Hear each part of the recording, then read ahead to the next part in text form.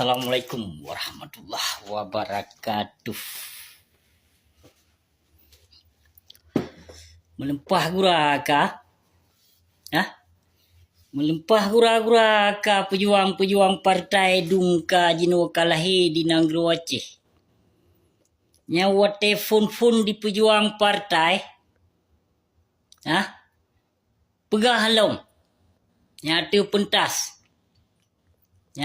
Partainya nak tujuan kamu para ulama dan tengku-tengku nak memperbaiki politik, nak untuk menjaga akidah keislaman dan menjaga syariat Islam di Nanggro Aceh. Nyan caption.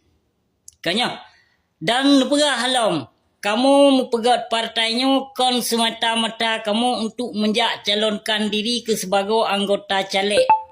Yang ku gubernur, ku wali negara, ke bupati dan sebagainya.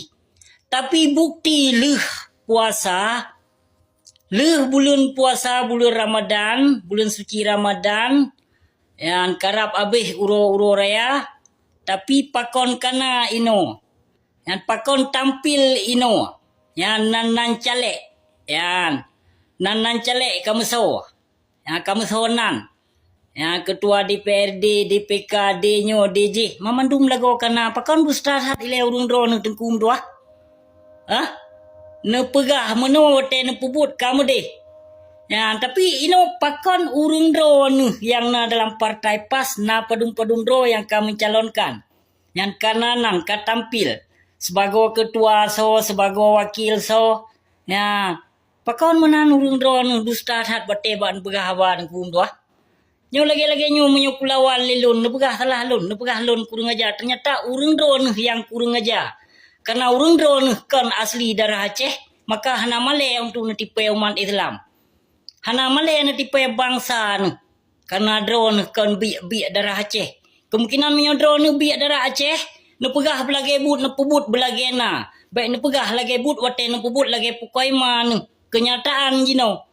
Yan, masing-masing ino dalam partai yang urung drone yang kan pejuang, masing-masing mencalonkan diri ke sebagai caleg.